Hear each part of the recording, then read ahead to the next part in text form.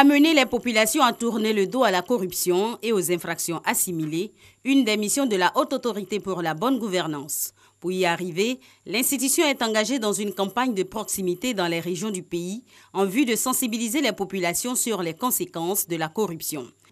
Nous sommes venus sur le terrain pour échanger avec vous, pour qu'ensemble on trouve la bonne conduite pour savoir comment lutter contre ce mal. L'initiative est appréciée par les populations locales. C'est une séance qui est bienvenue parce que la corruption gangrène toute la Côte d'Ivoire.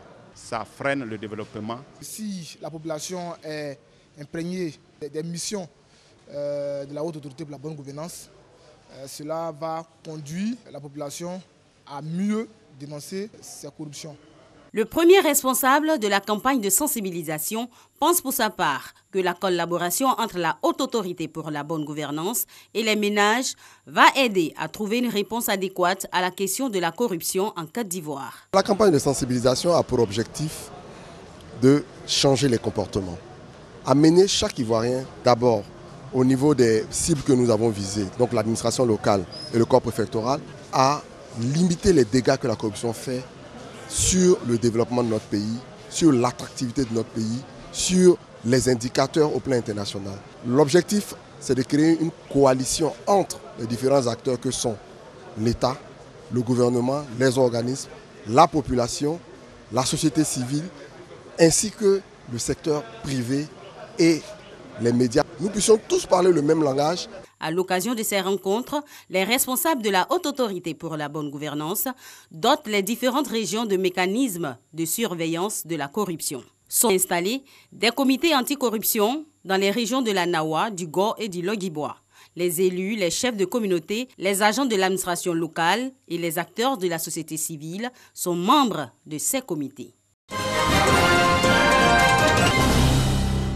Le poète et dramaturge Emmanuel Tobi poursuit la vulgarisation de son concept Ivaroni.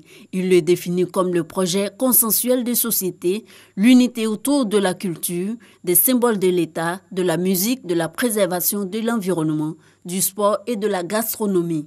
L'Ivaroni vise à ressouder le tissu social désagrégé par des vicissitudes politiques. L'Ivaroni est une carte de visite qui transcende des particularités et qui s'inscrit en un package, en un kit qui comporte les ingrédients de divers ordres qui magnifient la Côte d'Ivoire. C'est Laurent Pokou, c'est Drogba Didier, c'est Nestor Didier, c'est Roger Figence Kassi, ce sont nos belles femmes, c'est le Plakali, c'est le Guaguassou, c'est le Garba, dont nous sommes fiers, c'est Oufou Boigny, c'est la basilique du Yamsoukro. Ce sont les éléphants de Côte d'Ivoire, c'est l'orange blanc et vert.